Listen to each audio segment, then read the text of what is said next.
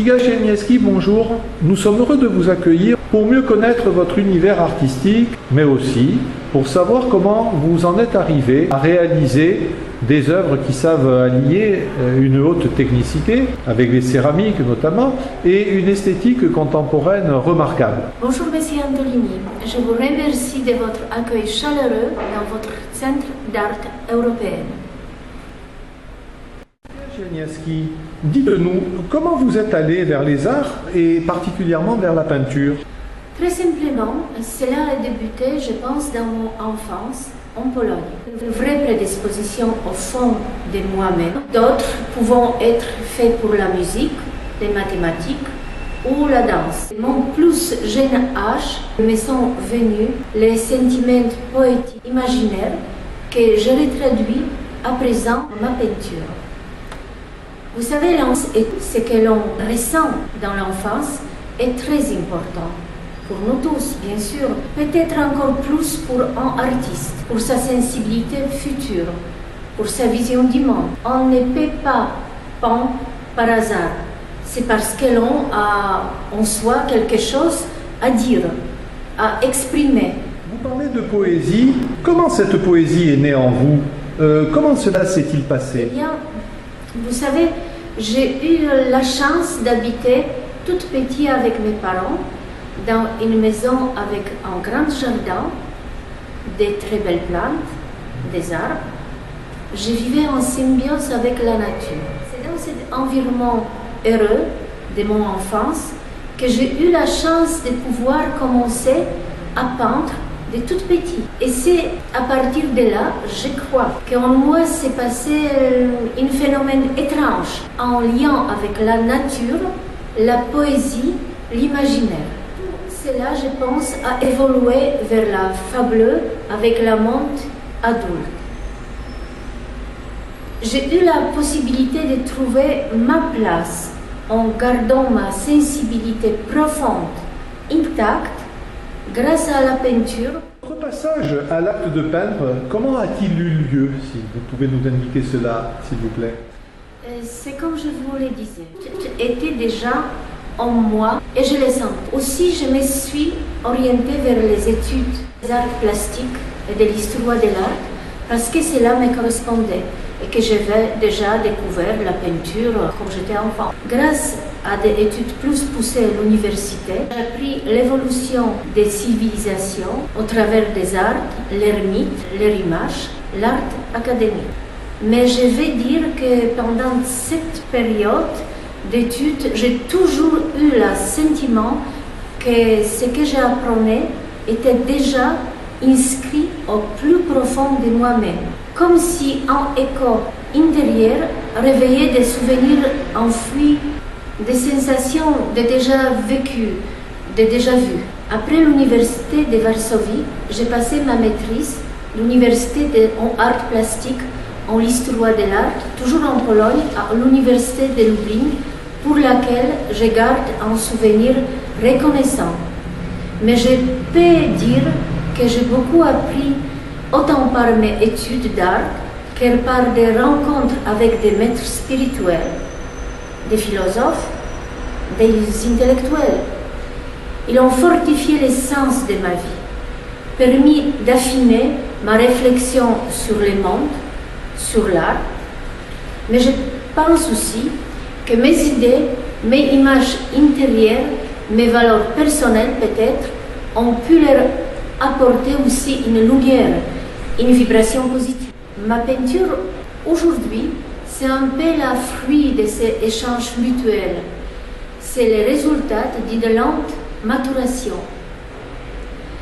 Cela m'a ouvert de nouvelles voies pour comprendre tout ce qui nous entoure au-delà des apparences et des évidences quotidiennes. Dans votre peinture, on ressent comme des messages de vie, des expressions imaginaires, il y a des symboliques. La poésie est présente, mais souvent nous sommes avec vous dans une société très contemporaine. Comment définissez-vous le contenu théorique de votre peinture? Ma peinture, pour vous dire, c'est comme un avertissement pour l'homme. Il faut qu'il analyse sa vie, qu'il regarde sa conscience pour ne pas oublier son passé. Je pense que civilisation qui oublie son passé, son histoire, ses dieux ou croyances, va à son autodestruction. On a beaucoup de domaines. Ma peinture, c'est mon cri pour avertir qu'il faut redonner du sens à la vie. Avoir en soi-même des vibrations qui nous relient à notre spiritualité, à nos croyances. Et ce n'est qu'avec une vision grâce à laquelle l'homme se dépasse hors de son quotidien, de son présent, qu'il pourra vraiment exister, survivre. C'est-à-dire? Oui, c'est une peinture que j'ai créée parce que je cherche à faire prendre conscience aux autres, aux spectateurs de mes tableaux, à les alerter aussi sur les besoins à prendre conscience d'eux-mêmes, mais aussi pour réfléchir au pourquoi de nos actions, de nos réussites, des échecs. C'est que le bonheur, les différents sens que l'on donne au mot bonheur dans notre société, notre monde. Exprimez-vous cela sur une toile ou sur une porcelaine, puisque Iga Jelniewski, vous réalisez des peintures sur porcelaine. Comment vous exprimez ceci dans vos peintures céramiques? Mon style, vous savez, c'est avant tout ma pensée. Alors je cherche à relier mes œuvres, les connues et inconnues, les présentes et les futures, les biens et les mal, les réalités et imaginaires. C'est pour cela que je vais utiliser autour de mes personnages des signes, des symboles. Cette fine demi-lune d'Orpal a un sens. Ma peinture, je veux aussi comme un rébus, un labyrinthe pour lequel j'amène les spectateurs à se poser des questions sur lui-même. Ce sont des raccourcis graphiques, esthétiques, pour rendre au public l'impact émotionnel qui me tourmentait, faire de mon intention un acte esthétique. Mes messages pouvant être comme des idéogrammes d'un art contemporain occidental, une chanson picturale qui s'élève vers un ailleurs, au-delà du présent vers le futur. Je crois qu'une destinée est souvent jouée d'avance. Les choses sont souvent très liées entre elles-mêmes et on ne se rend jamais compte. Ce n'est qu'à la fin, lorsque l'on passe les films à l'envers et que l'on arrive au bout, que l'on comprend. Le hasard n'est pas toujours un hasard dans la vie.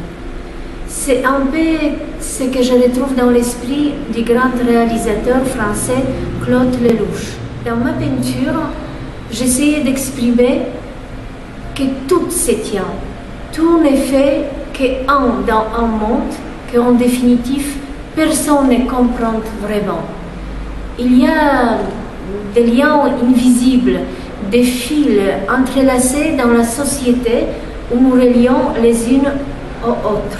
Mais alors, dans tout ça, cette petite fille du jardin aux fleurs? Partout, elle est partout. C'est elle qui peint, elle crie, qui pleure, qui dénonce tout ce qu'elle ne comprend pas, qui souffre aussi, dans un monde de plus en plus indifférent. Elle est en moi et je suis elle. Vous sentez-vous un peu comme une Alice au pays des merveilles, perdue dans le monde dur du 21e siècle? Non, non, hélas, je ne suis pas Alice, je suis Iga. Mon monde n'est pas non plus celui des merveilles. Je peux dire ce n'est plus celui-là des merveilles de mon enfance. Mon univers, c'est celui de mon âme dans ma peinture. C'est le monde des doutes et des destinées bizarres de l'être humain. Mon discours, c'est bien loin de celui de Lewis Carroll, mais c'est celui de Iga Jelniewski, et je préfère. Alors, votre discours, votre peinture, que nous disent-ils? Que disent-ils au public, aux spectateurs?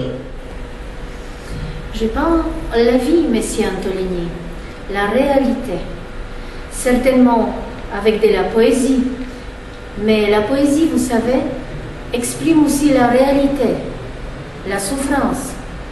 Verlaine peut la dire. Pour moi, ma peinture est une logique d'existence. La spiritualité est abstraite, mais pour moi, elle devient une réalité sur mon pinceau. Sur mes toiles, dans mes céramiques peintes, ma peinture ressemble des anecdotes de l'histoire vraie ou imaginaire. Mais ce sont toujours des scènes qui sortent des plus profondes de moi-même.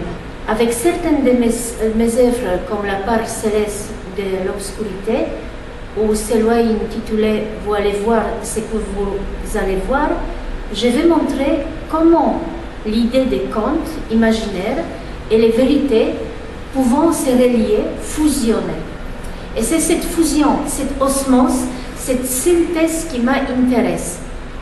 J'ai voulu créer une nouvelle esthétique autour de cela. C'est l'univers de Iga Zieleniewski. Et je n'ai pas rien, il m'habite. Votre poésie a un rapport avec le merveilleux ou bien le fabuleux? Est-ce qu'elle a un rapport avec les contes? Pas vraiment. Ma peinture est une esthétique contemporaine. Je peins des pensées qui me viennent, je les transcris en style de figuration poétique. Ma peinture est en prise directe avec le monde actuel. Pour comprendre ce monde, il faut aller derrière les apparences des moments de vie, de joie, de bonheur.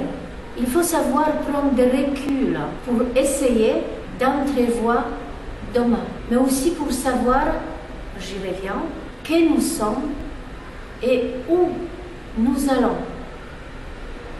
Notre destinée est inconnue.